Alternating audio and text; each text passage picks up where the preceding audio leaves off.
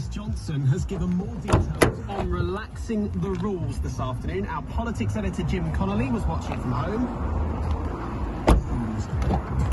Jim, are you there? Yeah, I am. Hi, Ben. Excellent. Right, so we need you here. The Prime Minister has just announced this when it comes to who we can meet up with.